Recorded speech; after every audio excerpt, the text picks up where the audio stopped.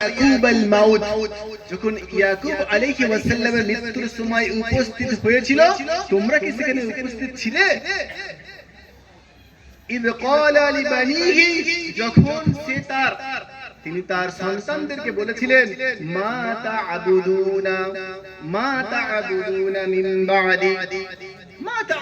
বা'দি, আমার পরে তোমরা কার ইবাদত করবে? আমার পরে তোমরা কার ইবাদত করবে, কার গোলামি করবে? তোমরা তাওহীদের উপর থাকবে নাকি শিরকে লিপ্ত হয়ে যাবে? আল্লাহ সুবহানাহু ওয়া তাআলা স্পষ্ট কথা দেখুন।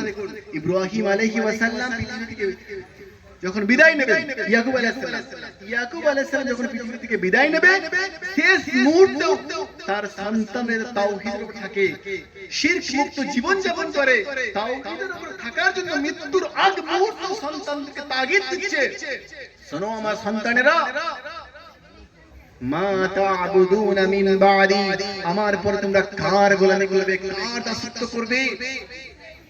ইব্রাহিম আলাইহিস সালাম, ইয়াকুব আলাইহিস সালাম, শুআইব আলাইহিস সালাম, ইসমাঈল আলাইহিস সালাম, প্রত্যেকটা নবী একই ধারাবাহিকতা এর বজায় রেখেছে। তখন আল্লাহ রাব্বুল আলামিন কোরআনে উল্লেখ করছেন যে ক্বালু, তারা বলল, ক্বালা মানে একজন সে বলেছে, ক্বালু তারা সকলে বলল না'বুদু, আ'বুদু মানে আমি ইবাদত করি, না'বুদু আমরা ইবাদত করি, তাহলে না'বুদু আমরা ইবাদত করব ইলাহাকা তোমার ইলাহকে, ওয়া ইলাহা আবাইকা ইব্রাহিম ওয়া ইসমাঈল, তোমার আপনার পিতৃপুরুষ ইব্রাহিম আলাইহিস সালাম, ইসমাঈল আলাইহিস সালাম, ইসহাক, এক এক করে নাম বলা হচ্ছে, তারপরে বলা হচ্ছে ওয়া ইসহাক ইলাহা ওয়াহিদ, এক ইলাহ, সেই ইলাহ আল্লাহ রাব্বুল আলামিনের আমরা দাসত্ব করব, গোলামি করব আর তাওহীদের উপর থাকব। তারপর ওয়া নাহনু লাহু মুসলিমুন, তারপরে শব্দটা খুবই ইন্টারেস্টিং, ওয়া নাহনু এবং আমরা, লাহু তারই কাছে, মুসলিম আত্মসমর্পণকারী, আমরা তারই কাছে আত্মসমর্পণকারী। আমাদের পরিচয় কি হলো? মুসলিম, আত্মসমর্পণকারী। আমরা নিজের ইচ্ছায় কোনো কাজ করব না। আত্মসমর্পণকারী বলতে যে নিজেকে সঁপে দেয়, যে নিজেকে সঁপে দেয়, সে কি নিজের ইচ্ছায় কাজ করে নাকি যার কাছে নিজেকে সঁপেছে তার ইচ্ছে কাজ করে? বলেন, যার কাছে সে নিজেকে সঁপে দিয়েছে। যখন আপনি বলছেন যে আমি আমার ইচ্ছা, কামনা, বাসনা সবকিছু আল্লাহর কাছে সঁপে দিলাম, তাহলে এবারে আপনি কার নির্দেশ মেনে চলবেন, কার হুকুম মেনে চলবেন? আল্লাহ সুবহানাহু ওয়া তাআলা, আল্লাহ রাব্বুল আলামিন কোরআনে সূরা মুলক 67 নম্বর সূরা 2 নম্বর আয়াতে উল্লেখ করেছেন, আল্লাযী খালাকাল মাউতা ওয়াল হায়াতা লিয়াবলুয়াকুম আইয়ুকুম আহসানু আমালা, তিনি সেই সত্তা যিনি মৃত্যুকে এবং জীবনকে সৃষ্টি করেছেন। কেন? তোমাদেরকে পরীক্ষা করে দেখার জন্য। তোমরা কি আল্লাহর কাছে নিজেকে সঁপে দিয়েছো, সঁপে দিয়ে উৎকৃষ্ট আমলকারী হয়েছো, দেখার জন্য, দেখার জন্য। ওয়া নাহনু লাহু মুসলিমুন, আমরা তারই কাছে আত্মসমর্পণকারী। আত্মসমর্পণকারী হতে হলে আপনাকে অবশ্যই শিরক মুক্ত জীবন যাপন করতে হবে, যেমন প্রতিটা নবী এই দাওয়াত দিয়ে গেছেন। শিরক মুক্ত জীবন যাপন করতে গেলে তাওহীদের উপর থাকতে হবে, তাওহীদের উপরে থাকতে হবে। তারপরে আল্লাহ বলেন, তিলকা উম্মাহ, সেই জাতি, কদ খালাত, গত হয়ে গেছে, লাহা তার জন্য রয়েছে, মা কাসাবাত, যা সে অর্জন করেছে। আপনার পূর্বে যারা ছিল তারা যা কিছু করেছে তার জন্য। এবারে বলা হচ্ছে ওয়ালাকুম, এবং তোমাদের জন্য রয়েছে, মা কাসাবতুম, যা তোমরা অর্জন করেছো। ওয়ালা তুসআলুনা, আর তোমাদেরকে সওয়াল করা হবে না, প্রশ্ন করা হবে না, তোমাদেরকে সওয়াল করা হবে না, প্রশ্ন করা হবে না, তোমাদেরকে সওয়াল করা হবে না, প্রশ্ন করা হবে না, আম্মা সে সম্পর্কে, কানু ইয়ামালুন, যা কিছু তারা করেছে সে সম্পর্কে তোমাদেরকে প্রশ্ন করা হবে না। পরে আল্লাহ বলছেন, وقالوا كونوا هودا أو نصارى, ইহুদি এবং খ্রিস্টানরা মুসলিমদেরকে বলে ওয়াকালু তারা বলে কুনু তোমরা হয়ে যাও হুদান ইহুদি আও অথবা নাসারা তাহতাদু তোমরা সঠিক পথ পেয়ে যাবে। আজ আমরা দেখতে পাচ্ছি আমাদেরকে বলা হচ্ছে তোমরা ইহুদি হয়ে যাও, তোমরা খ্রিস্টান হয়ে যাও, তোমরা সঠিক পথ পেয়ে যাবে, তোমরা এই হয়ে যাও ওই হয়ে যাও সঠিক পথ পেয়ে যাবে। এই কথা আগেই আল্লাহ কোরআনে উল্লেখ করেছেন যে ওয়াকালু কুনু হুদান আও নাসারা, তারা বলে তোমরা ইহুদি হয়ে যাও অথবা নাসারা খ্রিস্টান হয়ে যাও তাহতাদু তোমরা সঠিক পথ পেয়ে যাবে। আল্লাহ বলছে বলো বাল মিল্লাতা ইব্রাহিম হানিফা, একনিষ্ঠভাবে ইব্রাহিমের মিল্লাতকে দ্বীনকে গ্রহণ করো। ওয়ামা কানা মিনাল মুশরিকিন, কারণ ইব্রাহিম আলাইহিস সালাম মুশরিকদের অন্তর্ভুক্ত ছিলেন না, তাওহীদের উপরে ছিলেন।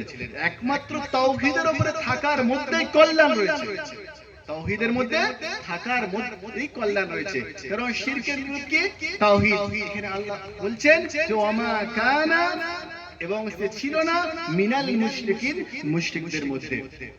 তোমরা বলো কুলু, বরং তোমরা বলো আমান্না, আমরা ঈমান আনলাম, আমরা বিশ্বাস স্থাপন করলাম বিল্লাহ আল্লাহর উপরে, ওয়ামা এবং যা কিছু উনজিলা ইলাইনা আমাদের উপরে নাজিল করা হয়েছে, ওয়ামা যা কিছু উনজিলা নাজিল করা হয়েছে ইলাইনা আমাদের উপরে, অর্থাৎ আমাদের কাছে রিভিল করা হয়েছে কি কোরআন। এই কোরআনের কথা আপনারা শাহাদাত দেবেন যে আমরা ঈমান আনলাম আল্লাহর উপরে, এবং ওয়ামা যা কিছু উনজিলা ইলাইনা আমাদের কাছে অবতীর্ণ করা হয়েছে এর উপরে, ওয়ামা উনজিলা ইলা ইব্রাহিম, এবং যা কিছু অবতীর্ণ করা হয়েছে ইব্রাহিম আলাইহিস সালামের উপরে, ওয়া ইসমাঈল ইসমাঈলের উপরে, ওয়া ইসহাক ইসহাকের উপরে, ওয়া ইয়াকুব ইয়াকুবের উপরে, ওয়াল আসবাত এবং তার বংশধরদের উপরে, ওয়ামা উতিয়া এবং যা কিছু দেয়া হয়েছে মুসা আলাইহিস সালামকে, ওয়া ঈসা আলাইহিস সালামকে, ওয়ামা উতিয়া নবিয়িনা এবং যা কিছু দেয়া হয়েছে নবীদেরকে, মির রাব্বিহিম তাদের রবের পক্ষ থেকে। এক এক করে ধারাবাহিকভাবে বলা হচ্ছে যে আমরা ঈমান আনলাম আল্লাহর উপরে, আমরা মুমিন, ঈমান আনলাম আল্লাহর উপরে, এবং যা কিছু তিনি অবতীর্ণ করেছেন আমাদের কাছে কোরআনের উপরে। ইব্রাহিম আলাইহিস সালামকে যা কিছু দেয়া হয়েছে, ইসমাঈলকে ইসহাককে ইয়াকুবকে এক এক করে বলা হচ্ছে, এবং তাদের বংশধর আসবাত তাদের বংশধরদেরকে, ওয়ামা উতিয়া মুসা ওয়া ঈসা মুসা আলাইহিস সালামকে, ঈসা আলাইহিস সালামকে এবং নবীদেরকে যা কিছু দেয়া হয়েছে সব কিছুর উপর ঈমান আনলাম, ঈমান আল্লাহ। তারপরে বলা হচ্ছে যে মির রাব্বিহিম রবের পক্ষ থেকে, লা নুফাররিকু আমরা পৃথক করি না, পার্থক্য করি না, লা নুফাররিকু বাইনা মানে মাঝে, আহাদিন কারো মিনহুম তাদের মধ্যে একে অপরের মধ্যে পার্থক্য আমরা করি না। আল্লাহ নির্দেশ দেন লা নুফাররিকু বাইনা আহাদিন মিনহুম তাদের মাঝে, ওয়ানাহনু লাহু মুসলিমুন, ওয়ানাহনু এবং আমরা লাহু তার কাছে মুসলিমুন আত্মসমর্পণকারী। এই আত্মসমর্পণকারী, আপনাকে আত্মসমর্পণকারী হতে হবে প্রতিটা সেক্টরে, প্রতিটা মুহূর্তে আপনি আল্লাহর গোলাম, আত্মসমর্পণ করে আপনাকে দেখাতে হবে যে আমি আল্লাহর সামনে নিজেকে সঁপে দিলাম। আপনাদেরকে আমি বলেছিলাম সূরা ফুরকান সূরা নম্বর 25 আয়াত নম্বর 63 থেকে 67 নম্বর আয়াতে এই আত্মসমর্পণকারী রহমানের প্রকৃত বান্দা কেমন হবে এক এক করে ঘুরে আলোচনা করেছিলাম। এই নিজেকে যখনই আপনি আত্মসমর্পণকারী রহমানের প্রকৃত বান্দা হিসেবে উপস্থাপন করবেন, আপনার আমলের মধ্যে, আপনার কথার মধ্যে, আপনার আলোচনার মধ্যে ওঠা চলা বসা সমস্ত সেক্টরে বৈপরীত্য আসবে। আপনি যদি খারাপ থাকেন অবশ্যই ভালো হবে, অবশ্যই ভালো হবে। তারপরে দেখেন আল্লাহ রাব্বুল আলামিন পরে বলছেন ফাইন আমানু, অতঃপর ইন যদি আমানু তারা ঈমান আনতো বিমিসলি ওইভাবে মা আমানতুম যেমন তোমরা ঈমান এনেছো, যেভাবে মুসলিমরা ঈমান এনেছিল ওইভাবে যদি ঈমান আনা হয় তাহলে কি বেনিফিট হবে? এখানে আল্লাহ উল্লেখ করে বলছেন যে ফাইন আমানু, যারা ঈমান আনে বিমিসলি ওইভাবে মা যেভাবে আমানতুম, যেমন তোমরা ঈমান আনছো বিহি তার উপরে, অর্থাৎ যেমন করে তোমরা ঈমান আনছো তোমাদের মতো ঈমান আনলে ফাকাদ ইহতাদা, অবশ্যই তারা সঠিক পথ পেয়ে যাবে। সুবহানাল্লাহ। দেখি তাহলে যেভাবে আল্লাহ রাব্বুল আলামিন ঈমান আনতে বলেছেন ওইভাবে আমরা ঈমান আনলে আমরা সঠিক পথ পেয়ে যাব, না হলে আমাদের তাকদীরে কঠিন বিপদ রয়েছে। ঈমান থেকে চ্যুত হলে কি ক্ষতি হবে আপনাদের একটা কথা শোনাই।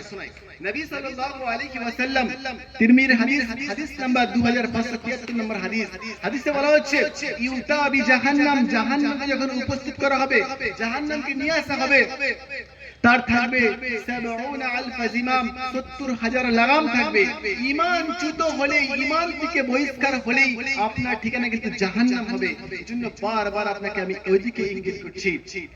ইউতা বি জাহান্নাম, যখন জাহান্নামকে উপস্থিত করা হবে, জাহান্নামে 70,000 লাগাম থাকবে, মা কুল্লি জিমামিন, প্রত্যেকটা লাগামেতে 70,000 ফেরেশতা, 70,000 মালাক ইয়াজুরুনহা, ড্রাগিং এটাকে টানবে, জাহান্নামকে নিয়ে আসা হবে।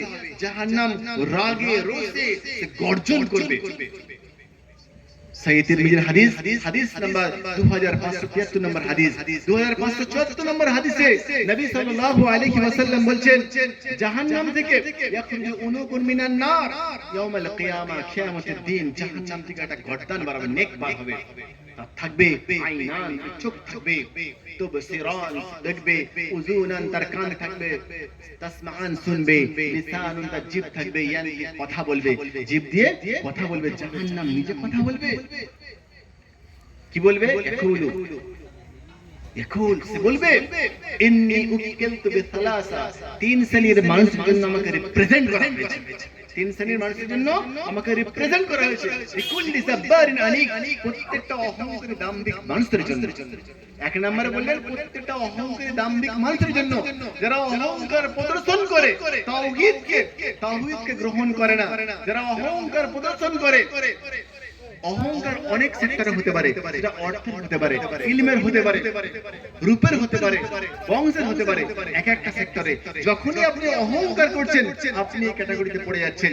এই অহংকারী মানুষকে গ্রাস করার জন্য, নেওয়ার জন্য এই জাহান্নাম নিজে বলবে ইন্নী উকিলতু বিকুল্লি সালাসা বিকুল্লি জাব্বারিন আনিদ, প্রত্যেকটা দাম্ভিক অহংকারী মানুষের জন্য আমাকে রিপ্রেজেন্ট করা হয়েছে। আল্লাহু আকবার। এই অবস্থা চিন্তা করতে পারছেন? জাহান্নামকে রিপ্রেজেন্ট করা হচ্ছে ওই তিন শ্রেণীর মানুষের জন্য, যারা কিনা প্রথম বলা হচ্ছে অহংকারী, যারা অহংকারী। এই অহংকার কিভাবে আপনাকে জাহান্নামে নিয়ে যাবে দেখাচ্ছে আপনাকে। প্রথম কথা হচ্ছে অহংকার প্রদর্শন করার মাধ্যমে আপনি আপনার ব্যক্তিত্বকে নষ্ট করছেন, ব্যক্তিত্বকে নষ্ট করছেন। এই অহংকার প্রদর্শন আপনি যখনই করছেন আপনি জালিম, আপনি জুলম করছেন। সূরা ফুরকান সূরা নম্বর 25 আয়াত নম্বর 27 বলা হয়েছে এই জুলুমকারী বান্দারা, এই জুলুমকারী বান্দারা কাল কিয়ামতের মাঠে আল্লাহর সামনে দণ্ডায়মান হবে। সে সময় আল্লাহ রাব্বুল আলামিন তাদের তাকদীরে জাহান্নাম দিবেন এবং তারা নিজেদের হাতকে দংশন করবে, দংশন করে তারা বলবে হায় আফসোস, তাখাস্তু মা'আর রাসূলি সাবিলা, তাখাস্তু যদি আমরা গ্রহণ করতাম, তাখাস্তু যদি আমরা গ্রহণ করতাম রাসূলের সাবিল পথ, তাহলে কঠিন বিপদে আসতে হতো না, কঠিন বিপদে আসতে হতো না।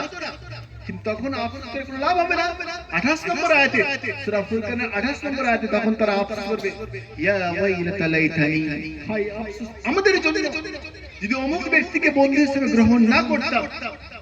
অমুক ব্যক্তি বলতে তাফসীরে বলা হয় যে শয়তান, কিন্তু তারপরে শয়তানের পদাঙ্ক যারা অনুসরণ করে, যারা আপনাকে তাওহীদ থেকে দূরে সরিয়ে রেখেছে, যারা আপনাকে দ্বীন থেকে দূরে সরিয়ে রেখেছে, যারা আপনাকে এই রাসূলের সুন্নাহর পথে চলতে বাধা দেয়, এরাই মূলত ওই ক্ষেত্রে পড়ে যাবে। তাই এদের হাত থেকে আপনাকে বাঁচতে হবে। নবী সাল্লাল্লাহু আলাইহি ওয়াসাল্লাম আপনাকে যেদিকে আহ্বান করে ওদিকে আসুন, আপনার জন্য কল্যাণ রয়েছে, আপনার জন্য কল্যাণ রয়েছে। তারপর এখানে বলা হচ্ছে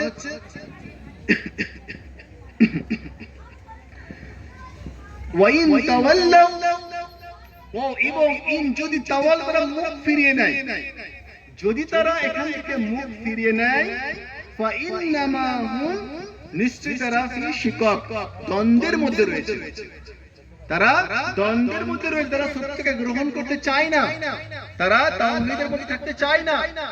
তারা নিজেকে আত্মসমর্পণকারী হিসেবে ঘোষণা করতে চায় না। তারা মূলত শিকক, দ্বন্দ্বের মধ্যে রয়েছে, বিরোধের মধ্যে লিপ্ত রয়েছে। তারপরে আল্লাহ বলছেন ফাসায়াকফিকাহুমুল্লাহ, আল্লাহই যথেষ্ট ওদের এগেইনস্টে। সুবহানাল্লাহ। শুধু আপনি নিজেকে তাওহীদের উপরে টিকিয়ে রাখেন, বাকি ফয়সালা আল্লাহ করে দেবেন, বাকি ফয়সালা আল্লাহ সুবহানাহু ওয়া তাআলা করে দেবেন। আল্লাহ স্পষ্ট বলছেন ফাসায়াকফিকাহুমুল্লাহ, ফয়সালা ওদের মাঝে আল্লাহ করে দেবেন। আল্লাহ এনাফ, যথেষ্ট। ওয়া হুয়া সামিউন আলিম, ওয়া হুয়া এবং তিনি সামিউন শোনেন, আলিম সম্যক অবগত, প্রতিটা বিষয় তিনি জানেন, সম্যক অবগত। তাই আপনাকে অহংকার মুক্ত জীবন যাপন করতে হবে, এক নম্বরে বললাম। দ্বিতীয় হচ্ছে আল্লাহ ছাড়া অন্যদিকে মানুষকে আহ্বান করলে আপনার জন্য জাহান্নাম অবধারিত, জাহান্নাম রয়েছে। সহিহ তিরমিজি হাদিস নাম্বার 2574 নম্বর হাদিস। আল্লাহ ছাড়া অন্য কারোর দিকে আহ্বান করলে সেটা শিরকে পরিণত হয়ে যাবে, আর এর জন্য জাহান্নাম রেডি আছে আপনাকে ধরার জন্য। আপনি করতে পারেন, কোনো সমস্যা নেই, কিন্তু জাহান্নামে যেতে হবে। এই বিষয়টা আপনাকে ফলো করতে হবে। তাই অহংকার মুক্ত জীবন, তিরমিজি হাদিস নাম্বার 2570 নম্বর হাদিস।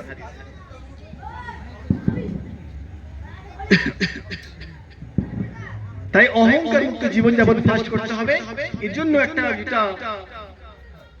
একটি হাদিস, মুসনাদ আহমদের হাদিস, খুব গুরুত্বপূর্ণ একটি হাদিস। আপনাদেরকে বললে আপনারা বুঝতে পারবেন যে অহংকার মুক্ত জীবন যাপন করা, অন্যের দোষ ত্রুটি তালাশ করার মাধ্যমে নিজেকে অহংকারী বানানো হয়। কিভাবে? সালেহ আল উসাইমিন বর্তমান বিশ্বের একজন বলা যায় নক্ষত্র। আল্লাহ রাব্বুল আলামিন তাকে যে ইলম দিয়েছিলেন, সেই ইলমের মাধ্যমে যেভাবে দার্স দিতেন, তিনি একটা আলোচনায় বলছেন যে তুবা লিমান শাগালাহু আইবুহু আন উয়ুবিন নাস, তুবা রয়েছে লিমান তার জন্য, শাগালাহু আইবুহু আন উয়ুবিন নাস, যে ব্যক্তি নিজের দোষ ত্রুটি খোঁজার থেকে অন্যের দোষে ব্যস্ত হয় সে মূলত ক্ষতিগ্রস্ত। অন্যের দোষ খোঁজার থেকে নিজের দোষ অনুসন্ধান যে করে তার জন্য তুবা রয়েছে। তুবা, আপনার কাছে তুবাটা কি জিনিস? নবী সাল্লাল্লাহু আলাইহি ওয়াসাল্লামের তুবা, তার জন্য তুবা রয়েছে।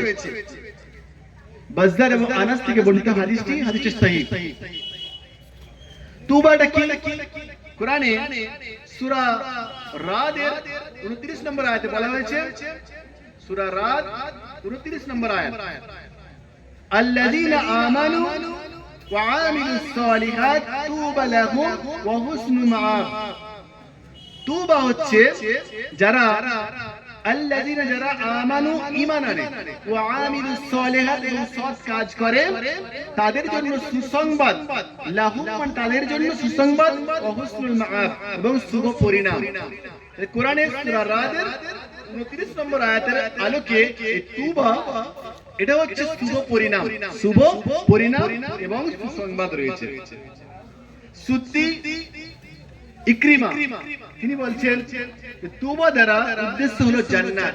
তাহলে আপনি যদি অন্যের দোষ ত্রুটি তালাশ না করে নিজেকে অহংকার মুক্ত জীবন যাপন করতে পারেন, নিজের দোষ তালাশ করেন, তাহলে আপনার জন্য জান্নাত রয়েছে। সুবহানাল্লাহ ওয়া বিহামদিহি। এরপর দেখুন ইবনে জারির এবং তাবারিতে উল্লেখ রয়েছে, সার ইবনে হাউসামের হাওয়ালা দিয়ে রয়েছে, মানে বলা হচ্ছে যে তুবা শাজারাতু ফিল জান্নাহ, তুবা শাজারাতু ফিল জান্নাহ, তুবা হলো জান্নাতের একটি গাছ। আচ্ছা, আপনাকে যদি জান্নাতের একটা গাছ দেয়া হয় তাহলে আপনাকে কোথায় দেয়া হবে? জান্নাতে। তাহলে অন্যের দোষ ত্রুটি তালাশ না করে, নিজেকে অহংকারী না বানিয়ে নিজের দোষ তালাশ করার মাধ্যমে তাবারির বর্ণনা রয়েছে আপনার জন্য রয়েছে জান্নাত। জান্নাতের একটা গাছ রয়েছে, তুবা শাজারাতু ফিল জান্নাহ, জান্নাতের একটা গাছ আপনার জন্য রয়েছে। এরপরে আবু সাঈদ খুদরি রাদিয়াল্লাহু আনহু তিনি বলেন, নবী সাল্লাল্লাহু আলাইহি ওয়াসাল্লাম বলেছেন, তুবা শাজারাতু ফিল জান্নাহ মাসীরাতু মিয়াত সানা সিয়াবু আহলিল জান্নাহ ইয়াখরুজু মিন আকরিহা।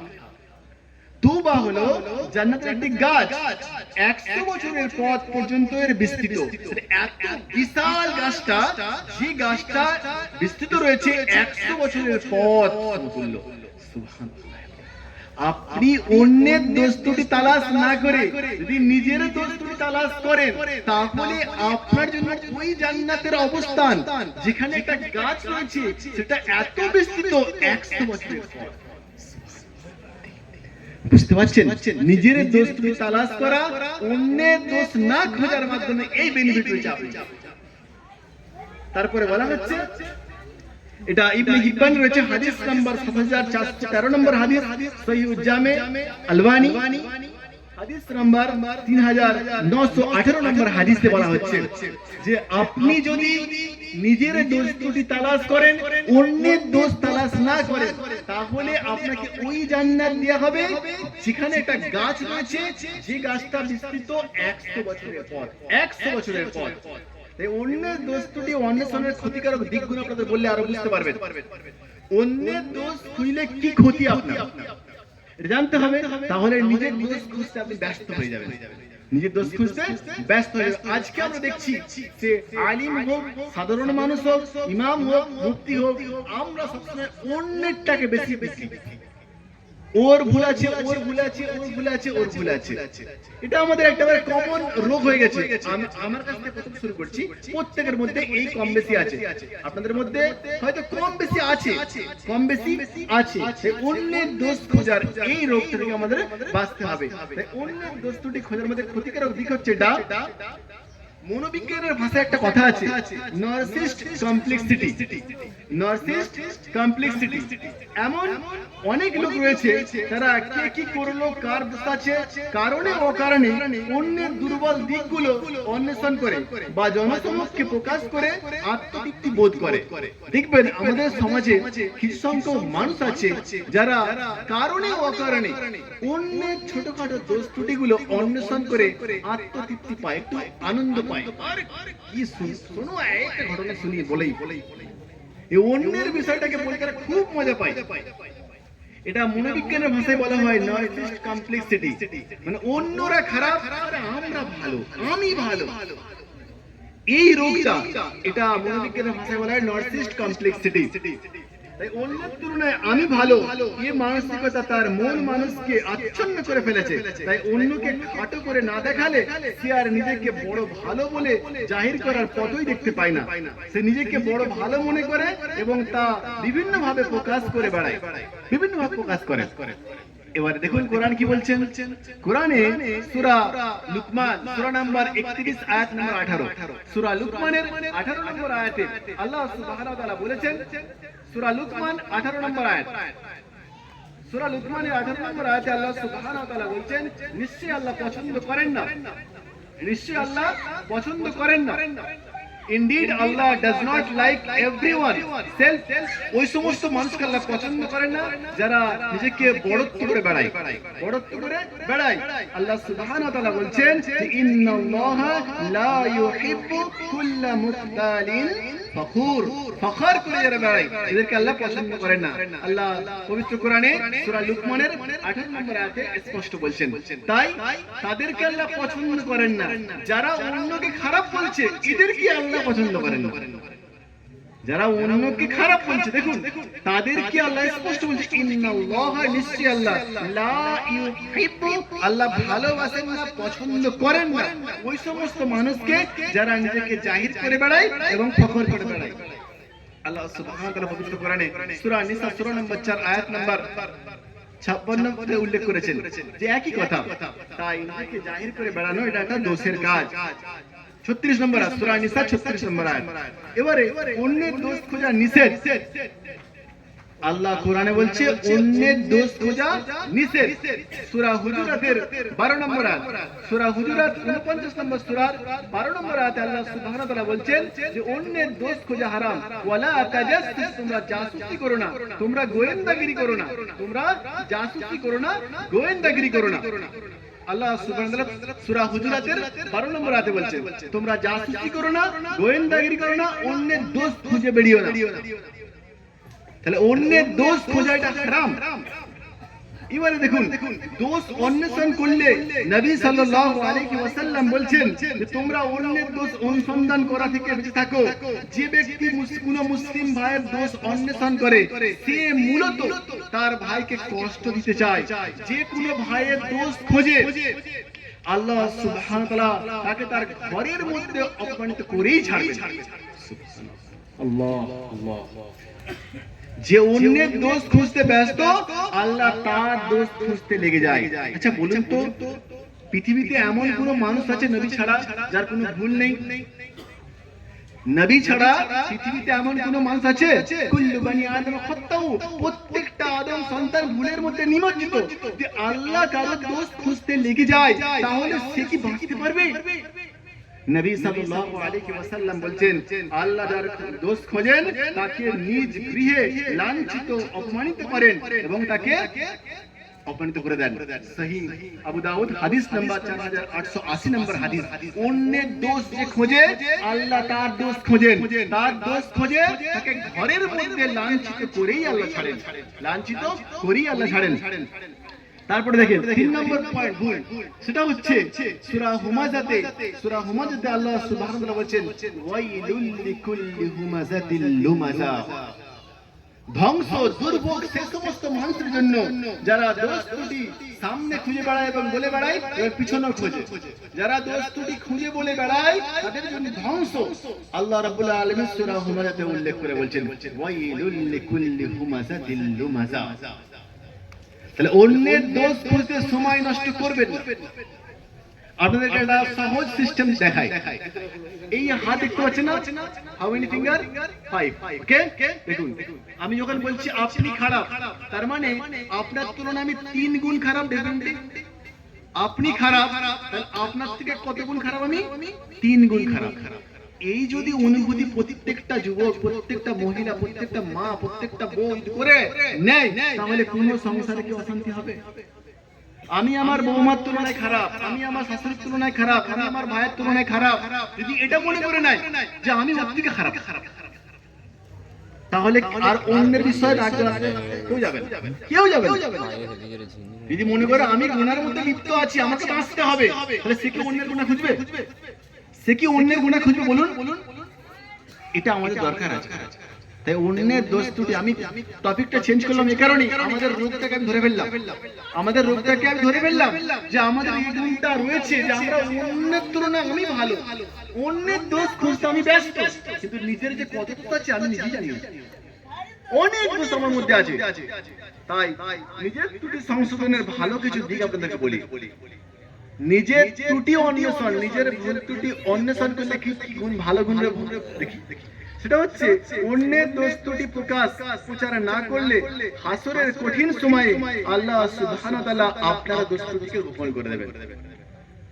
যে সময় ধরুন এখানে 200 লোক বসে আছে, 100 লোক বসে আছে বা 500 লোক শুনছে, এই জায়গায় যদি আপনাকে অপমানিত করা হয়, আপনি 500 লোকের সামনে অপমানিত হলেন, কিন্তু হাসরের মাঠে সেই কঠিন সময়ে যদি আপনাকে অপমানিত করা হয় তখন আপনি কোথায় যাবেন? তখন আপনার অবস্থা কি হবে একবার ভাবুন। সেজন্য সে সময় কাফিররা যারা নিজেকে মানে ধিক্কার দেবে, কুনতু তুরা ইয়া লাইতানি কুনতু তুরাবা, হায় আফসোস আমার জন্য, কুনতু যদি আমি হতাম তুরাব, মাটি হতাম, তাহলে মাটির নিচে চলে যেতাম আর অপমানিত হতাম না, লাঞ্ছিত হতাম। তাই অন্যের দোষ ত্রুটি যে গোপন করে আল্লাহ সুবহানাহু ওয়া তাআলা তার দোষ ত্রুটি সেই সময় কঠিন সময় লুকিয়ে দেবেন। তাই অন্যের দোষ ত্রুটি বলে বেড়ানো, অন্যকে অপমানিত করা, কোন মুসলিমের সম্মানকে যে ছোট করবে, সম্মান হানি করবে, সে মৃত্যুর আগে অবশ্যই লাঞ্ছিত অপমানিত হবেই। কারণ কি, কোন মুসলিমকে অপমান করা, কোন মুসলিমের সম্মান হানি করা হারাম। নবী সাল্লাল্লাহু আলাইহি ওয়াসাল্লাম বিদায় হজের ভাষণে কথা বলে গেছেন। তাই কোন মুসলিম ভাইয়ের, কোন মুসলিম বোনের, কোন মুসলিম প্রতিবেশীর সম্মানকে রক্ষা করা আপনার দায়িত্ব, আর সেটাকে খনন করা আপনার জন্য হারাম। নবী সাল্লাল্লাহু আলাইহি ওয়াসাল্লাম এর হাদিস মনে পড়ে গেল, আল্লাহ রাব্বুল আলামিন তার নবীর মাধ্যমে জানিয়ে দিয়েছেন। নবী সাল্লাল্লাহু আলাইহি ওয়াসাল্লাম বলেন, সেই ব্যক্তি মুমিন নয়, সেই ব্যক্তি মুমিন নয়। তিনি বারবার 3 বার বললেন, তিনবার লা ইউমিন লা ইউমিন লা ইউমিন লা ইউমিন। সাহাবা রাদিয়াল্লাহু তাআলা আনহু তিনি বললেন সে ব্যক্তি কে? তখন নবী সাল্লাল্লাহু আলাইহি ওয়াসাল্লাম বলছেন যার হাত থেকে তার প্রতিবেশী নিরাপদ নয়, যার হাত থেকে তার প্রতিবেশী নিরাপদ নয়, যার কথা তার প্রতিবেশী নিরাপদ নয়, সে মুমিন নয়। অথচ আমরা দেখছি অহরহ একজন পিতা তার সন্তানের কাছ থেকে মার খাচ্ছে। কথা তো অনেক দূরের কথা, অনেক দূরের কথা। অথচ এটা একজন মুমিনের দায়িত্ব ছিল। Don't heart others mentally or physically. কোন মুসলিমকে, কোন প্রতিবেশীকে আঘাত করা যাবে না। সেটা অস্ত্রের বা হাতের মাধ্যমে তো নয়, এমনকি মানসিক কষ্ট দেওয়া যাবে, এটা হারাম। হাত দিয়ে তো নয়, অর্থাৎ শারীরিক ভাবে তো নয়, মানসিক ভাবে আঘাত করা যাবে না। ইসলাম দিচ্ছে আপনাকে শিক্ষা, এটা আপনাকে ইসলাম দিচ্ছে যে আপনি কাউকে এভাবে আঘাত করতে পারেন না, এমনকি আঘাত করলে তো আপনি মেন্টালি কষ্ট দিতে পারবেন না। মেন্টালি নবী সাল্লাল্লাহু আলাইহি ওয়াসাল্লাম স্পষ্ট বললেন।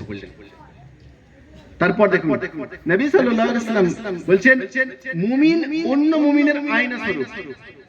একজন মুমিন অন্য মুমিনের আয়না স্বরূপ। আচ্ছা, আয়নার কাজ কি বলুন তো? আয়নার কাজ কি?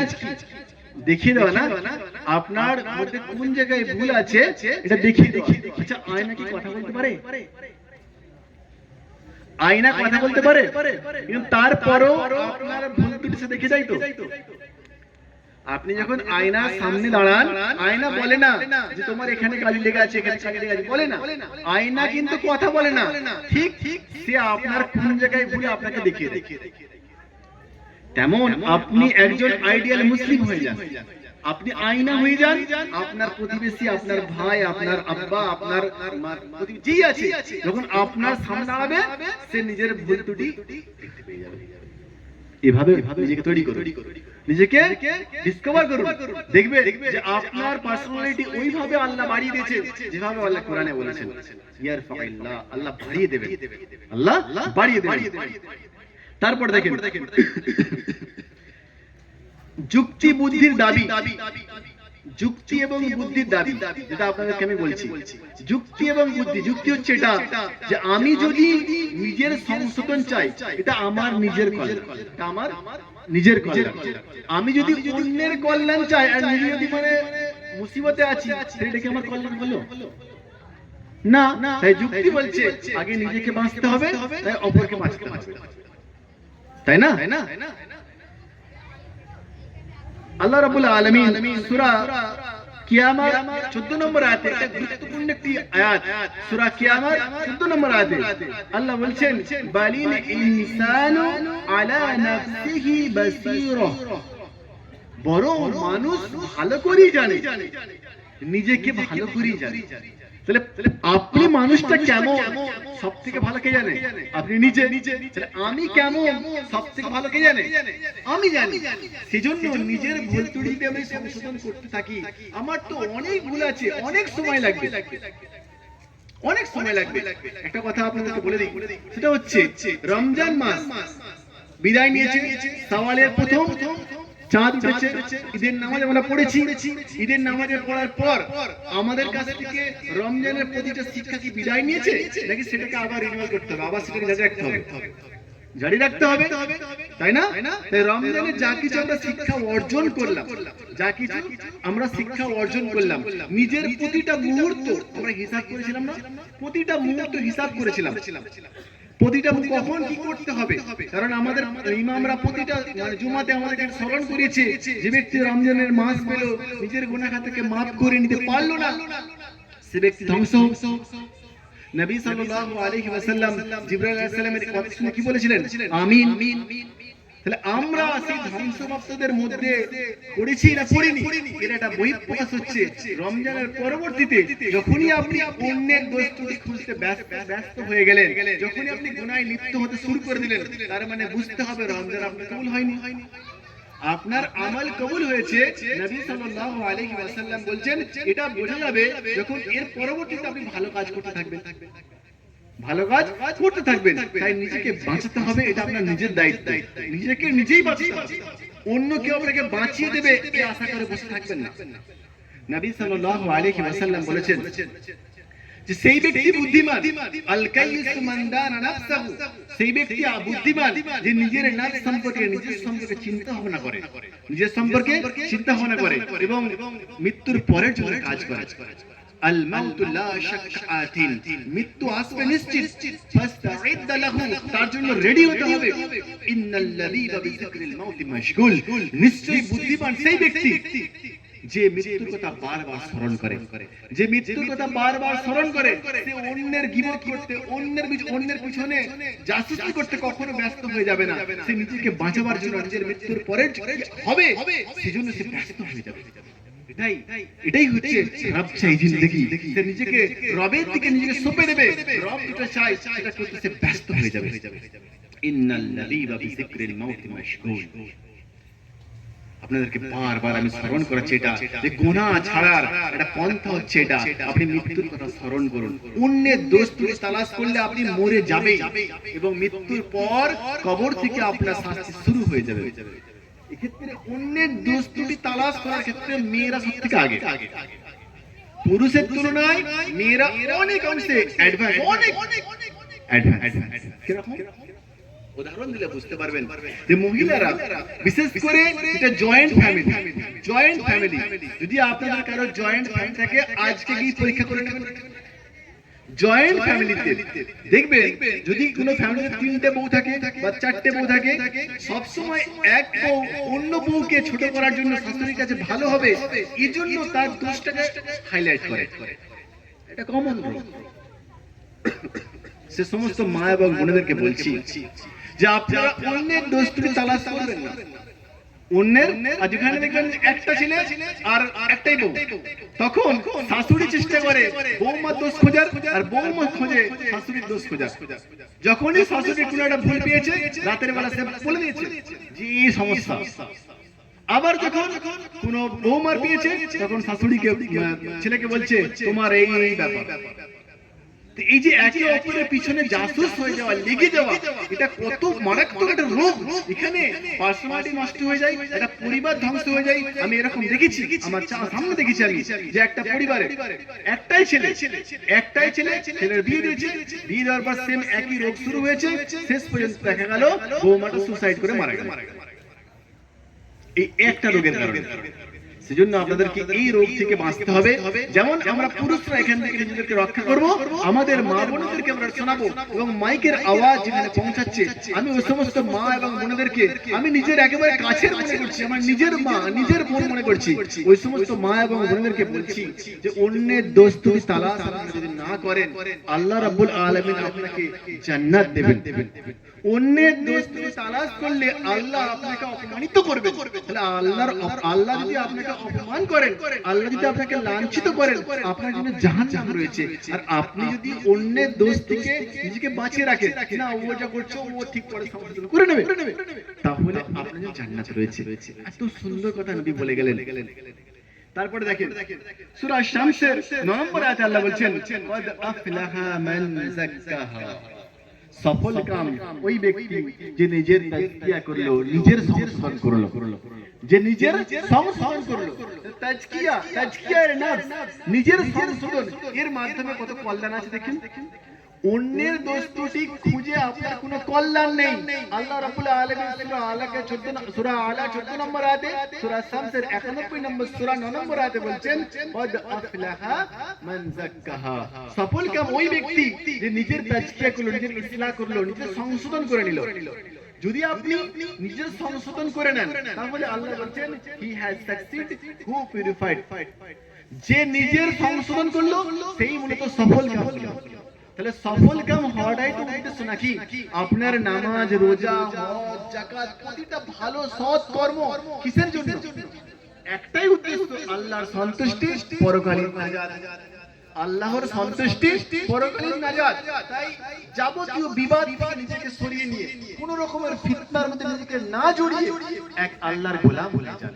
সকলকে ভাই ভাই মনে করেন, সকলকে নিজের মনে করেন, সকলকে নিজের। একটা কথা আপনাদের বলছি প্রসঙ্গের বাইরে, আমাদের সমাজেতে অনেক সংগঠন রয়েছে, অনেক দল রয়েছে। এই প্রতিটা দলের কোনো না কোনো ভালো দিক আছে, কোনো না কোনো ভালো দিক আছে। সেই ভালো দিকটাকে আপনি গ্রহণ করে নেন। যদি আপনার দৃষ্টিতে মনে হয় ওই দলের ওই বিষয়টা আমার পছন্দ নেই, আপনি করবেন না। কিন্তু ওই দলের কোনো বিষয় যদি কোরআন সুন্নাহ মোতাবেক হয়, ওটা আপনি পালন করেন। তাই আমাদেরকে হতে হবে কি, প্রত্যেকটা দলের ভালো গুণটাকে অবজার্ভ করতে হবে, ওটা পালন করতে হবে। তাহলে দেখবেন কারোর সঙ্গে দ্বন্দ্ব থাকবে না, সকল আমরা মিলেমিশে আল্লাহর জন্য কাজ করতে পারবো। আল্লাহর বান্দা আল্লাহর জন্য কাজ করবে না, আল্লাহর পথে কাজ করবে না, কার পথে করে বলুন তো? যখনই আমরা একে অপরের সঙ্গে দ্বন্দ্বে লিপ্ত হয়ে যাই, এটা অন্য আমরা কি ভাবি বলুন তো? যারা নিজেদের মধ্যেই মারামারি করছে, এটা কি ভালো হলো? কখনোই ভালো নয়। তাই আমরা একে অপরের মাঝে কোনো বিদ্বেষ, কোনো ঘৃণা রাখবো না। আমরা কোনো ইমানদারের প্রতি মানে গিল্লা গিবত, কোনো রকমের বিদ্বেষ মনের মধ্যে রাখবো না। আল্লাহ রাব্বুল আলামিন সেই সমস্ত বান্দাকে ভালোবাসেন, ক্ষমা করে দেন, ক্ষমা করে দেন যাদের অন্তরে কোনো গীবত নেই, কোনো বিদ্বেষ নেই, এবং সকল মানুষকে ভালোবাসেন। আপনাদেরকে একটা জান্নাতি সাহাবীর কথা বলি, একজন জান্নাতি সাহাবীর কথা বলি। নবী সাল্লাল্লাহু আলাইহি ওয়াসাল্লাম বলছেন, ওই ব্যক্তিটা জান্নাতি, ওই ব্যক্তিটা জান্নাতি। সকল দেখছি যে জান্নাতি, কেন বলল? কেন? একজন সেটাকে অন্বেষণ করার জন্য তার বাড়ি থেকে মেহমান আছে। 3 দিন থাকার পর একটা মেহমানের নিয়ম হচ্ছে, এটা শুননা যে 3 দিনের পর আর থাকতে নেই, চলে আসতে হবে। 3 দিন আপনাকে মেহমানদারি করবে। যখন চলে আসছে তাকে জিজ্ঞাসা করা হচ্ছে যে ভাই আপনি তো আসলেন, আমার সঙ্গে থাকলেন, সবকিছু করলেন, কেন আসলেন কিছু বললেন না? বলছে আসলে এসেছিলাম একটা কারণে, নবী সাল্লাল্লাহু আলাইহি ওয়াসাল্লাম আপনাকে জান্নাতি বলেছেন। তো জান্নাতি বলে 3 বার, তো কেন বলেছে আমি ছেড়ার জন্য এসেছি? তুমি তো আমাদেরই মতো মানে নামাজ পড়ো, সবই করো, একই ব্যাপার, কোনো এক্সট্রা কিছু দেখলাম না।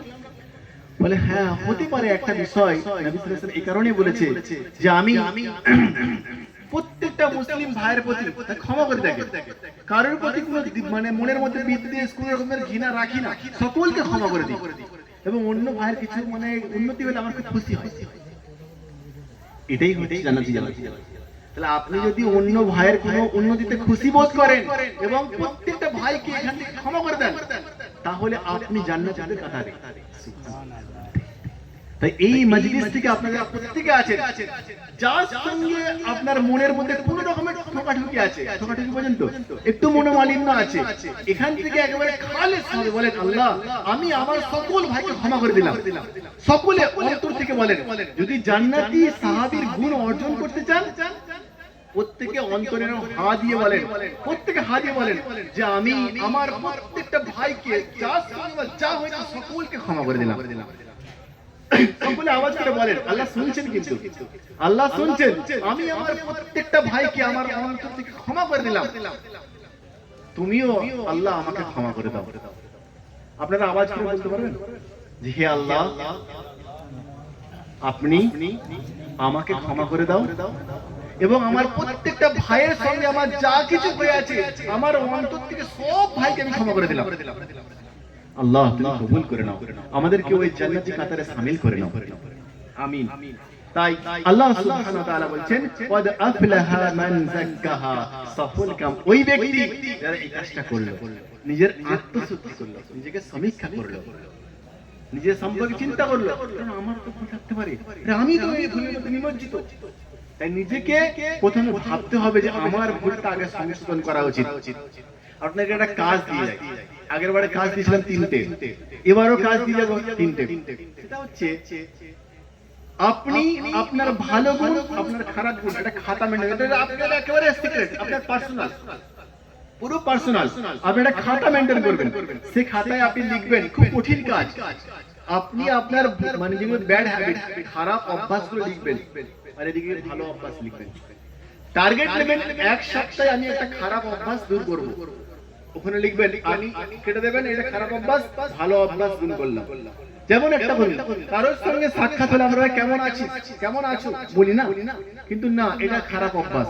আমি ওখানে দেখা হলেই বলবো আসসালামু আলাইকুম, তোমার উপরে শান্তি বর্ষিত হোক, তুমি আমার কাছ থেকে নিরাপদ। এটা ভালো গুণ অর্জন। আপনি বাড়িতে গিয়ে আপনার স্ত্রীকে সালাম দেবেন, আপনার মাকে সালাম দেবেন, আপনার আব্বাকে সালাম দেবেন। বাড়িতে ঢোকার ক্ষেত্রে নবী বলেছেন, কোরআনে বলেছেন, তোকে সালাম দেবেন, এটা ভালো গুণ। এভাবে বলে আপনি জানেন, আমি জানি না, আমি জানি আমার খারাপ গুণ কটা আছে, তাহলে আমিও আজ থেকে দায়িত্ব নিলাম, আমার খারাপ গুণগুলো আমি লিখবো, কোন কোন খারাপ গুণ আছে এবং ভালো গুণগুলো আমি ওখানে লিখবো। প্রত্যেকে যদি আমরা আমাদের ভালো গুণ এবং খারাপ গুণ এভাবে খাতা মেনটেন করি, তাহলে দেখবেন ইনশাআল্লাহ মাস, 1 মাস কি 2 মাস পরে আপনার অনেক খারাপ গুণ দূর হয়ে গেছে ইনশাআল্লাহ। এটা যদি আপনি করতে পারেন, তাহলে আপনি কিন্তু অনেক বিপদ থেকে বাঁচতে পারবেন। সেজন্য আল্লাহর কাছে আমরা দোয়া করবো, হে আল্লাহ, তুমি আমাদেরকে ওই সমস্ত মানুষের কাতারে শামিল করে নাও যারা জান্নাতে যাবার যোগ্য হয়ে গেছে, যারা জান্নাতে যাবার যোগ্য হয়ে গেছে। তাহলে আমরা যদি ওই কাজটা করতে পারি, তাহলে আল্লাহ রাব্বুল আলামিন কোরআনে বলছেন যে হে মানুষ, হে ইয়া আইয়ুহাল ইনসান মা গাররুকা বিরাব্বিকাল কারীম। সূরা ইনফিতার আল্লাহ বলছেন, হে মানুষ, কোন জিনিস তোমাকে তোমার রবের কাছ থেকে গাফিল করে রেখেছে, কোন জিনিস তোমাকে তোমার রবের কাছ থেকে গাফিল করে রেখেছে। আল্লাহ রাব্বুল আলামিন সূরা ইনফিতারের 6 নম্বর আয়াতে উল্লেখ করে বলছেন, হে মানুষ, হে ইনসান, তোমাকে কঠোর পরিশ্রম করার জন্য এই পৃথিবীতে প্রেরণ করা হয়েছে। তুমি যদি কঠোর পরিশ্রম করে তাওহীদের উপরে নিজেকে টিকিয়ে রাখতে পারো, তুমি যদি কঠোর পরিশ্রম করতে পারো, তাহলে আল্লাহর সঙ্গে সাক্ষাৎ পাবে। সুবহানাল্লাহ। আচ্ছা, আল্লাহর সঙ্গে সাক্ষাৎ পাওয়া মানে কি বলি তো? জান্নাত। আপনারা কি জান্নাত পেতে চান না? আপনারা কি জান্নাত পেতে চান না? প্রত্যেকের কামনা তো এটাই। তাই অন্যের দোষ ত্রুটি তালাশ না করে নিজের সংশোধনের ব্যস্ত থাকলে আল্লাহ রাব্বুল আলামিন তার নবীর মাধ্যমে জানিয়ে দিচ্ছেন, তুবা লিমান শাগালাহু আইবুহু আন উয়ুবিন নাস, তার জন্য তুবা জান্নাত রয়েছে, তুবা জান্নাত রয়েছে। তুবা জান্নাত আপনার জন্য, তুবা জান্নাত আপনার জন্য। কারণ কি? আপনি নিজের সংশোধন, নিজেকে পরিবর্তন করতে ব্যস্ত ছিলেন এবং অন্যের বিষয়ে কোনো কিছু দেখেন।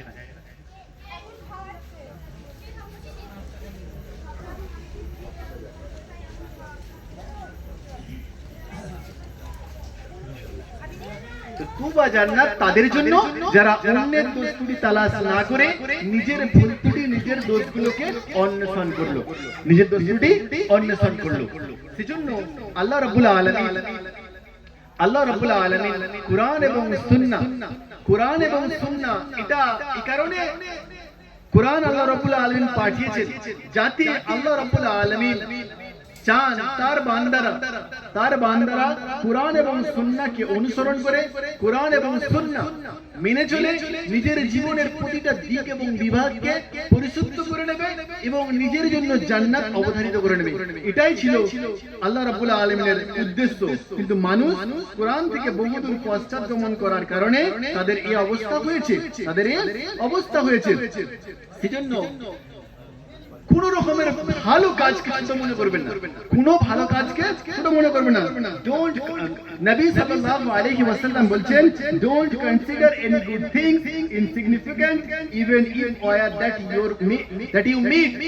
যখন তুমি সাক্ষাৎ করবে ইওর ব্রাদার, তোমার ভাইয়ের সঙ্গে উইথ স্মাইলিং ফেস, অর্থাৎ কোনো ভালো কাজকে ছোট মনে করবেন, যদিও সেটা হয় তোমার সাথীর সঙ্গে, তোমার ভাইয়ের সঙ্গে হাসি মুখে সাক্ষাৎ করা। তাহলে আজ থেকে আপনারা শপথ নেবেন, যখনই কোনো ভাইয়ের সঙ্গে সাক্ষাৎ হবে হাসি মুখে সাক্ষাৎ করবেন। এটাও একটা সাদকা, এটা ভালো কাজ। নবী সাল্লাল্লাহু আলাইহি ওয়াসাল্লাম বলেন, কুল্লু মারুফি সাদাকা, প্রত্যেকটা ভালো কাজই সাদকা।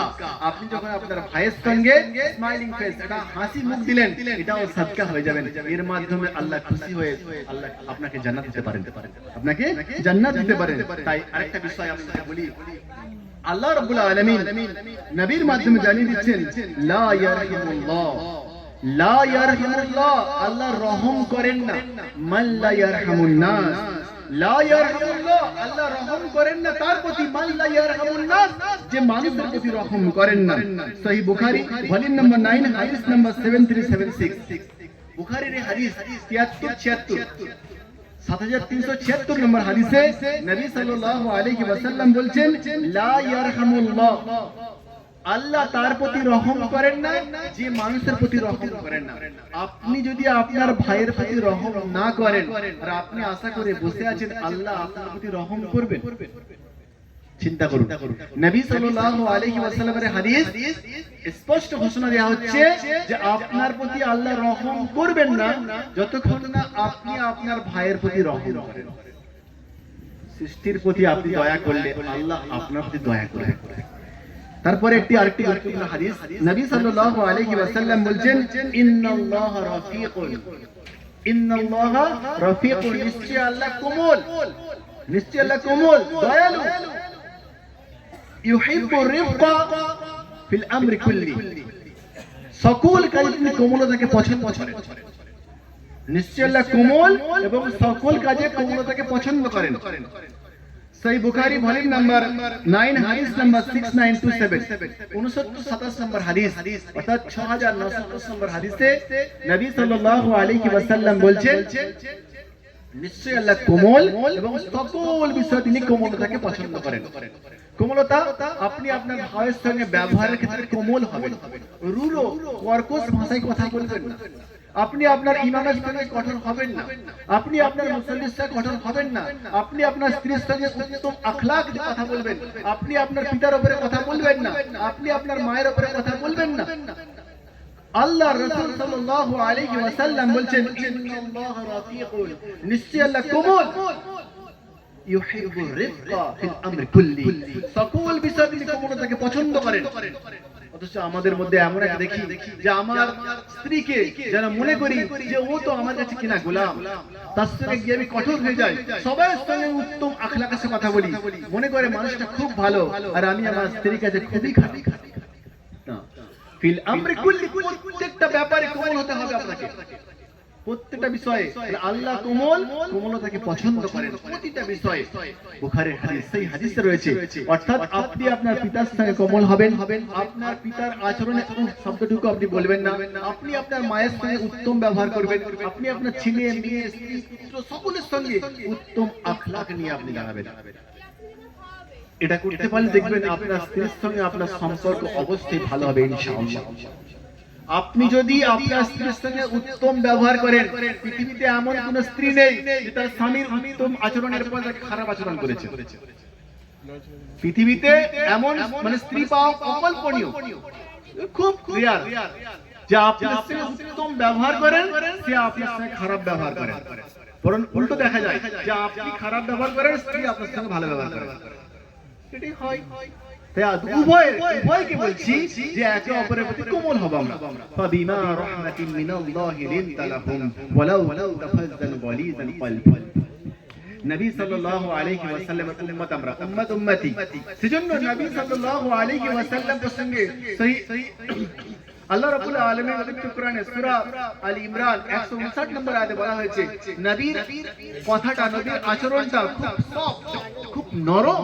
ফাবিমা রাহমাতিন, এটা আল্লাহর রহমত যে আপনার আচরণটা খুব সফট। সে নবীর উম্মতি আমরা, মানে আমাদের আচরণটা হবে সফট, খুব নরম। এই বিষয়ে যদি আমরা ফলো করি তাহলে আমাদের কিন্তু লাইফস্টাইলটা অনেক চেঞ্জ হয়ে যাবে, অনেক চেঞ্জ হয়ে যাবে। আর একটা বিষয়, আমরা পুরো মসজিদে অবস্থান করি প্রতি ওয়াক্তে, দোকানে বসি এবং বাড়িতেও অবস্থান করি। সেক্ষেত্রে আমাদের একটা বড় একটা ভুল হচ্ছে, আপনি দেখেন যখনই কোনো তিনজন ব্যক্তি থাকবে, কোন জায়গায় তিনজন ব্যক্তি অবস্থান করলে দুজন ব্যক্তি গোপনে কথা বলা জায়েজ না, হারাম, যত ভালো কথা বলে। বলেছেন কে? পৃথিবীর বুকেতে যার কথাই, পৃথিবীর বুকেতে যার দলিল হিসেবে ঘোষণা করা হয় মুহাম্মদ সাল্লাল্লাহু আলাইহি ওয়াসাল্লাম। পৃথিবীর বুকেতে এমন কোন মানুষ নেই যার কথা নবীর উপরে যাবে। নবী সাল্লাল্লাহু আলাইহি ওয়াসাল্লাম তিনি বলছেন, ইযা কুনতুম সালাসা, যখন তোমরা তিনজন থাকবে, ফালা ইয়াতানাজা, খবরদার তোমরা সিক্রেটলি গোপনে কোনো কথা বলবে না, দুজনে গোপনে কথা বলবে না। এতে তোমার ওই 3 নম্বর বন্ধুটা, 3 নম্বর সাথীটা কষ্ট পাবে। তাহলে এটা কত গুরুত্বপূর্ণ বুঝতে পারছেন যে আজ থেকে ১৫০০ বছর আগে আপনার মনের কষ্টটা নবী বলে গেছে। সে নবীকে ভালোবাসবেন না কাকে ভালোবাসবেন? আল্লাহু আকবার। আপনার মনের কষ্টটুকু যে হচ্ছে, আপনার ৩ বন্ধু বসে আছে, দুজন গোপনে কথা বলছে, আপনার সব ঘটেছে কি? এটা প্রত্যেকের সঙ্গে ঘটেছে। এটা প্রত্যেকে চিন্তা করুন যে আপনার লাইফে কখনো কখনো এটা ঘটেছে যে আপনার ৩ জন আছে, গোপনে একজনকে ডেকে নিয়ে কথা বলা হচ্ছে। নবী সাল্লাল্লাহু আলাইহি ওয়াসাল্লাম স্পষ্ট বলছে, if you are 3 then you should not speak secretly excluding your companion for that makes him sad. Sahih Muslim volume নম্বর 3 হাদিস নাম্বার 5422। যখন 3 বন্ধু থাকবে খবরদার দুজনে গোপনে কথা বলবেন না। অনেকজন আছে কোনো সমস্যা নেই, কিন্তু 3 জন একজনকে ফাইট করার এটা চলবে না, এটা আমাদের ক্যারেক্টার নয়। তাহলে আমরা এখান থেকে বাঁচবো। যদি এটা কেউ করে আমরা বলবো যে নবী সাল্লাল্লাহু আলাইহি ওয়াসাল্লাম সহিহ মুসলিমের হাদিস 5422 মনে রাখবেন, 5422 হাদিস নাম্বার 5422। এই হাদিসে নবী সাল্লাল্লাহু আলাইহি ওয়াসাল্লাম বলেছে 3 জন থাকলে দুজনে গোপনে কথা বলবেন। এতে কি হবে জানেন? একজনের প্রতি ঈর্ষা, মনের মধ্যে রাগ জমে থাকবে যে নিশ্চয়ই আমার বিরুদ্ধে কিছু বলছে। হয়তো আপনি ভালো কথা বলছেন, ও মনে করবে আমার বিরুদ্ধেই আলোচনা করছে। কখনো দেখেছেন 2 বন্ধু আলোচনা করছে, হঠাৎ করে আপনি চুপ করে গেছেন? হয় এটা? আপনি কি মনে করেন এ আমার বিরুদ্ধে আলোচনা করছে, এ আমার সম্পর্কেই বলছিল? এটা সন্দেহ সৃষ্টি হয়ে গেল। এই ব্যক্তি গুনাহগার হলো, ওরাও গুনাহগার হলো। কারণ কি? এই যে সন্দেহ করা এটাও হারাম। কারণ অধিকাংশ সন্দেহ হয় কি গুনাহ, অধিকাংশ সন্দেহ। আপনি হয়তো ভাবছেন ও আমার সম্পর্কে মনে বলছিল, কিন্তু হয়তো আপনার সঙ্গে বলেনি। এই রোগগুলোকে এক এক করে আমাদেরকে দূরীভূত করতে হবে। সমাজকে পরিবর্তন করার জন্য আমি আপনাদেরকে বলছিলাম তাওহীদের উপরে থাকতে হবে। এই তাওহীদের উপরে থাকতে গেলে আপনার এই সোসাইটিতে যে রোগগুলো রয়েছে এই রোগগুলোকে আস্তে আস্তে আস্তে আস্তে দূরীভূত করতে হবে। তাহলে আমরা তাওহীদের উপরে থাকতে পারবো। তাওহীদ মূলত 3 প্রকার। তাওহীদ মূলত 3 প্রকার। এই বিষয়টা বলি, আমি সময় ইতি করে দেব। তাওহীদ 3 প্রকার।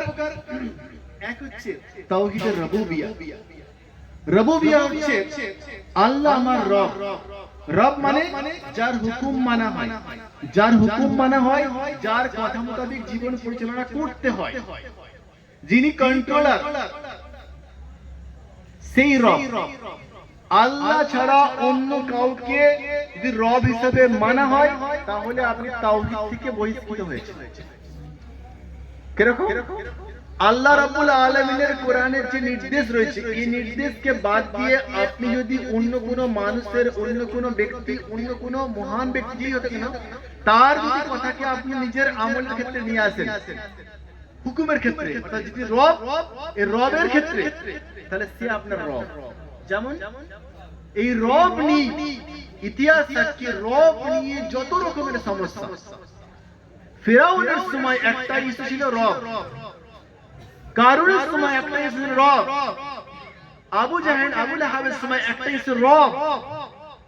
হুকুম চলবে একমাত্র আল্লাহ, তারা হুকুম চালাতে নিজেদের। হুকুম চলবে কার? ইনিল হুকমু ইল্লা লিল্লাহ। সৃষ্টি যার, হুকুম তার। তাহলে আল্লাহ রাব্বুল আলামিন আমাদের সৃষ্টিকর্তা, আল্লাহ রাব্বুল আলামিন আমাদের ক্রিয়েটর, আল্লাহ রাব্বুল আলামিন রব। আমাদের যাবতীয় প্রয়োজন কে মিটিয়ে দেয়? আল্লাহ সুবহানাহু ওয়া তাআলা। তাহলে তিনি আমার গার্জিয়ান, অভিভাবক, মাওলা। সেই মাওলা, এই মাওলার স্থানে অন্য কাউকে যদি মাওলা বলা হয়, অন্য কাউকে যদি উদ্ধারকারী বলা হয়, অন্য কাউকে যদি আমার গাউস বলা হয়, তাহলে আমি রুবুবিয়তের ক্ষেত্রে শিরক করলাম, তাওহীদ থেকে বেরিয়ে গেলাম। তাওহীদে রুবুবিয়ত। তাওহীদে আসমা ও সিফাত, অর্থাৎ আপনি আল্লাহর যে গুণবাচক নাম রয়েছে এই প্রতিটা নাম, এই নামের গুণ, এটা আল্লাহ, এটা আল্লাহ। আল্লাহ রাব্বুল আলামিন আপনাকে দেন দাতা। আপনি যদি মনে করেন অমুক গাছ, অমুক মাছ, অমুক পুকুর, অমুক দরগা, অমুক দুর্গা, অমুক ব্যক্তি যিনি কবরে শুয়ে আছে তিনি আমাকে সন্তান দেন, তাহলে এটা আপনার শিরক হয়ে গেল। তাওহীদ থেকে আপনি বেরিয়ে গেলেন। দেওয়ার ক্ষমতাকার আল্লাহ, ওয়াহাব, এই আসমা ও সিফাতের ক্ষেত্রে সিফাত ওয়াহাব আল্লাহর নাম, এটা একমাত্র আল্লাহ। তাহলে আল্লাহ ছাড়া অন্য কাউকে এটা মনে করা যাবে না, সংক্ষেপে বলছি। এরপর উলুহিয়াত, ইবাদতের ক্ষেত্রে, ইবাদতের ক্ষেত্রে আপনি ইবাদত করবেন একমাত্র আল্লাহ, আপনি গোলাম কার? আল্লাহ, আল্লাহর ইবাদত করবেন। ইবাদতের ক্ষেত্রে প্রতিটা মুহূর্তে মনে করবেন এই ইবাদতে আল্লাহর হুকুম কি, নবীর তরিকা কি, আল্লাহর হুকুম কি, নবীর তরিকা কি। যদি আপনি আল্লাহর হুকুম এবং নবীর তরিকা ফলো করেন তাহলে এখানে পাস করে গেছেন। এই তিনটে সহজ করে আপনাদেরকে বললাম, এই তিনটে বিষয়ে নিজেকে টিকিয়ে রাখবেন, তাহলে তাওহীদের মধ্যে থাকতে পারবেন। আর তাওহীদের মধ্যে থাকার জন্য কল্যাণ রয়েছে, দুনিয়া এবং পরকাল। দুনিয়া এবং পরকাল উভয় জগতে যদি আল্লাহর সন্তুষ্টি অর্জন করতে চান তাহলে তাওহীদের উপরে নিজেকে টিকিয়ে রাখতে হবে। তাওহীদের বিপরীতে শিরক, যখনই তাওহীদ থেকে আপনি সরে যাবেন আপনি শিরকের সঙ্গে লিপ্ত হবেন। আর শিরক হলো সবথেকে বড় গুনাহ। চারটি বড় গুনাহ, চারটি বড় গুনাহ। এক নম্বরে শিরক বিল্লাহ, আল্লাহর সঙ্গে শরীক করা, আল্লাহর সঙ্গে শরীক করা। আল্লাহর সঙ্গে শরীক করলে, শিরক করলে আল্লাহ রাব্বুল আলামিন সূরা মাইদা সূরা নম্বর 5 আয়াত নম্বর 72 উল্লেখ করেছেন তার জন্য জান্নাত হারাম করে। হারামাল্লাহু আলাইহিল জান্নাহ, তার জন্য জান্নাত হারাম। ওয়ামা ওয়াহুন্নার ওয়ামা লিযালিমিন মিন আনসার, তার জন্য কোনো সাহায্যকারী থাকবে না। এই শিরক, সূরা লুকমানে বলা হয়েছে সবথেকে বড় জুলুম হচ্ছে শিরক। কোরআন অসংখ্য বলা হয়েছে। সূরা নিসা, সূরা নিসার 115 নম্বর আয়াতে বলা হয়েছে যদি কেউ শিরক করে তাহলে তার কি হবে? তাহলে শিরকের পরিণতি কি? শিরক করলে আপনি ছিঁড়ে জাহান্নামে যাবেন। শিরক করলে এটা হচ্ছে এমন গুনাহ, শিরকের কোনো ক্ষমা হয় না, ক্ষমা অযোগ্য যে গুনাহ তার ঠিকানা জাহান্নাম। এইজন্য আমাদেরকে জানা অজানা সমস্ত শিরক থেকে তওবা করে ফিরে আসতে হবে, শিরক থেকে ফিরে আসতে হবে। তাই এক নম্বর বড় গুনাহ হচ্ছে শিরক। দুই নম্বর হচ্ছে পিতামাতাকে কষ্ট দেওয়া, পিতামাতার অবাধ্য হওয়া। কি বললাম? এক নম্বরে আল্লাহর সঙ্গে শিরক করা সবথেকে বড় গুনাহ। দুই নম্বর হচ্ছে পিতামাতাকে কষ্ট দেওয়া। তিন নম্বরে আল্লাহর নবী সাল্লাল্লাহু আলাইহি ওয়াসাল্লাম এলান দিয়েছিলেন, হঠাৎ করে এরকম সামনে এগিয়ে আসলেন, এই শুনো, মিথ্যা সাক্ষ্য দেওয়া, মিথ্যা সাক্ষ্য দেওয়া, মিথ্যা সাক্ষ্য, মিথ্যা কথা বলা, মিথ্যা সাক্ষ্য দেওয়া। তাহলে এই চারটি বিষয় মনে রাখবেন যে আল্লাহর সঙ্গে শিরক করা, পিতামাতাকে কষ্ট দেওয়া, মিথ্যা কথা বলা, মিথ্যা সাক্ষ্য দেওয়া, এই চারটি গুনাহ বড় বড় গুনাহ। এখান থেকে নিজেকে পরহেজ করবেন, রক্ষা করবেন। শেষ সময়ে আপনাদেরকে একটা শেষ কথা বলে যাই। নবী সাল্লাল্লাহু আলাইহি ওয়াসাল্লাম, নবী হাদিস বলছি, নবী সাল্লাল্লাহু আলাইহি ওয়াসাল্লাম বলছেন যে ব্যক্তি আমার সুন্নাহকে পরিত্যাগ করবে, ফামান রাগিবা আন সুন্নাহ ফালাইসা মিন্নি, যে আমার সুন্নাহকে, আমার সুন্নাহ মানে পথ এবং পন্থা, সহজ করে বললে এটা হয় পথ এবং পন্থা, যে নবীর পথ এবং পন্থাকে তরিকাকে পরিত্যাগ করবে, ফালাইসা মিন্নি, সে আমাদের কেউ নয়, সে আমাদের কেউ নয়, মুসলিম না। কিতাবুন নিকাহ, সহিহ বুখারী কিতাবুন নিকাহ হাদিস নাম্বার 563। এই হাদিসটা দীর্ঘ হাদিস, হাদিসটা পুরো বললে আপনারা বুঝতে পারবেন। আনাস রাদিয়াল্লাহু তাআলা আনহু তিনি বলেন, ক্বালা জালাস সালাসাতু রাহাতিন ইলা বুয়ুতিল আজওয়াজিন নবী সাল্লাল্লাহু আলাইহি ওয়াসাল্লাম, তিনজন ব্যক্তির একটি দল নবীর স্ত্রীগণের বাড়িতে আসলেন, প্রশ্ন করছেন যে নবী সাল্লাল্লাহু আলাইহি ওয়াসাল্লাম দৈনন্দিন কিভাবে ইবাদত করতেন। ফালাম্মা উখবিরু কান্নাহু তাকাল্লুহা, যখন তারা অবগত হলো এটাকে কম মনে করলো, তারা বলল যে আইনা নাহনু মিনান নবী, আইনা মানে কোথায়, নাহনু মানে আমরা, আইনা নাহনু মিনান নবী ওয়াকাদ গুফিরা লাহু, যার সমস্ত গুনাহ maaf করে দেয়া হয়েছে, তার তুলনায় আমরা কোথায়? একজন বলল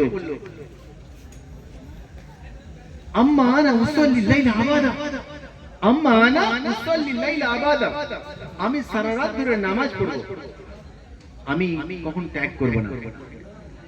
ক্বালা আখারু আনা আসুমু দাহরা ওয়ালা উফতির, আমি কন্টিনিউয়াসলি সিয়াম সাধনা করব, ত্যাগ করব না।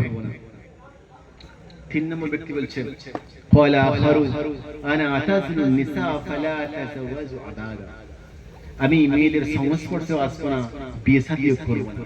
فجاء رسول الله صلى الله عليه وسلم إليكم أنتم الذين كنتم كذا وكذا ما والله إني لأخشاكم لله وأتقاكم له لكني أسمع নবী সাল্লাল্লাহু আলাইহি ওয়াসাল্লাম আসলেন ইলাইহিম, তাদের কাছে, আনতুমুল্লাযিনা কুলতুম, এই তোমরা এগুলো বলেছো কাযা ও কাযা, শোনো আমি মুহাম্মদ সাল্লাল্লাহু আলাইহি ওয়াসাল্লাম তোমাদের থেকে বেশি আল্লাহকে ভয় করি, বেশি তাকওয়া অবলম্বন করি, আতাকুম লিল্লাহ ওয়া আতাকুম, তোমাদের থেকে বেশি আল্লাহকে ভয় করি এবং তাকওয়া অবলম্বন করি। আমি রাতে নামাজ পড়ি আবার ঘুমাই, আমি সিয়াম পালন করি আবার ছেড়ে দিই, আমি বিয়ে শাদী করেছি। ফামান রাগিবা আন সুন্নাহ ফালাইসা মিন্নি, যারা আমার এই পন্থা এই পদ্ধতিকে ত্যাগ করবে, ফালাইসা মিন্নি, তারা আমার কেউ নয়। এই হাদিসটা কেন বললাম? আপনি এতক্ষণ যে আলোচনা শুনলেন, এই আলোচনার সারমর্ম এটাই যে আপনি আপনার জীবনের প্রতিটা মুহূর্তে যে কাজটাই করবেন, আপনি দেখবেন এখানে নবী সাল্লাল্লাহু আলাইহি ওয়াসাল্লামের কি আদর্শ আছে, তিনি কিভাবে করেছেন, এটা আপনাকে ফলো করতে হবে। যদি আপনি এটা ফলো করেন তাহলে আপনি মুসলিমদের মধ্যে অন্তর্ভুক্ত, তাদের জন্য কল্যাণ রয়েছে, তাদের জন্য আল্লাহ রাব্বুল আলামিনের ক্ষমা রয়েছে। আল্লাহর কাছে আমরা দোয়া করি, হে আল্লাহ তুমি আমাদের জীবনের সমস্ত গুনাহ খাতাকে maaf করে দাও, হে আল্লাহ তুমি আমাদের সমস্ত আমলগুলোকে কবুল করে নাও, হে আল্লাহ তুমি আমাদেরকে কবুল করে নাও এবং আমাদের পিতামাতা যারা দুনিয়া ছেড়ে চলে গেছে তাদেরকে তুমি ক্ষমা করে দাও, হে আল্লাহ তুমি আমাদের সমস্ত আমলগুলোকে কবুল করে যতটুকু কল্যাণ দিবার, এই কল্যাণের মাধ্যমে তুমি আমাদেরকে জান্নাতের উচ্চ মাকাম দান করো। হে আল্লাহ আমাদের সেই জনম দুঃখিনী মা, কারো পিতা, কারো সন্তান, কারো মেয়ে পৃথিবী থেকে বিদায় নিচ্ছে, তারা আজ গহীন কবরে অবস্থান করছে, তারা নাফসি নাফসি করছে, তার কিছু নেই আর। এই অবস্থায় আমরা তাদের সন্তান হয়ে, আমরা তাদের পিতা হয়ে, আমাদের নিজেদের টুকরো, আমাদের মেয়ে, আমাদের ছেলে, আমার মা, আমার আব্বা আমাদেরকে কত কষ্ট করে মানুষ করেছে, তারা আজ কবরে না জানি কি অবস্থায় আছে, আমরা জানি না। যদি কবরে আযাব হয়ে থাকে আল্লাহ তুমি আমাদের নেক আমলগুলোর বিনিময়ে ওসিলায় তাদেরকে ক্ষমা করো। আমরা সন্তান রব্বুল আলামিন আল্লাহ আমরা দোয়া করছি, রব্বি রহমহুমা কামা রাব্বায়ানি সগীরা। আল্লাহ গো সেই মাকে কি করে ভুলতে পারি, যে মা আমাকে পৃথিবীর আলো দেখাতে গিয়ে শহীদের মতো রক্ত হয়ে গেছে। আল্লাহ সেই মাকে আমরা কিভাবে ভুলতে পারি, যেই মা আমাকে 9 মাস গর্ভে ধারণ করেছে, কত কষ্ট দিয়েছি মাকে, দিনের পর দিন মায়ের পেটে লাথি মেরেছি, মাকে কষ্ট দিয়েছি, সেই মাকে আমরা কিভাবে ভুলতে পারি আল্লাহ? সেই মা যখন আমাকে পৃথিবীতে জন্ম দিয়েছে, তারপর দিনের পর দিন 2 বছর 2.5 বছর আমাকে মুখের দুধ খাইয়েছে, সেই মায়ের জন্য দোয়া করি, আল্লাহ তুমি আমার সেই মাকে ক্ষমা করে দাও, আল্লাহ তুমি আমার পিতাকে ক্ষমা করে দাও। মাথার ঘামকে পায়ে ফেলে কঠোর পরিশ্রম করে আমাদেরকে লেখাপড়া শিখিয়েছে, আমাদেরকে বড় করেছে, আমাদেরকে মুখে আহার দিয়েছে, সেই পিতাকে কি করে ভুলতে পারি আমরা? তুমি আমাদের পিতাকে ক্ষমা করে দাও, আমাদের মাকে ক্ষমা করে দাও। মা গো আজ আমাদের কাছে আমরা অসহায়, যার মা নেই সে বুঝে, মা হারার কত কষ্ট, কত জ্বালা যারা আপনারা এসে বুঝে। যখন কোনো সন্তান দেখে সকলের পিতা আসছে, তাদেরকে ঈদের সময় কত কিছু উপহার দিচ্ছে, যাদের পিতা নেই তারা তাকিয়ে তাকিয়ে ভাবে আবার যদি আব্বা থাকতো, আবার সেই পিতা সেই মা আমাদের কাছ থেকে বিদায় নিয়েছে। আল্লাহ গো তোমার কাছে আমরা দোয়া করি, যদি কবরে কোনো আযাব হয়ে থাকে তুমি আমাদের নেক আমলগুলোর বিনিময়ে ওসিলায় তাদেরকে ক্ষমা করে দাও, কবরের আযাব থেকে মুক্ত করে দাও। আমাদের সন্তানরা যারা পৃথিবী থেকে বিদায় নিয়েছে আল্লাহ গো তাদেরকে ক্ষমা করে দাও। আল্লাহ আল্লাহ তোমার কাছে আমরা দোয়া করি, তুমি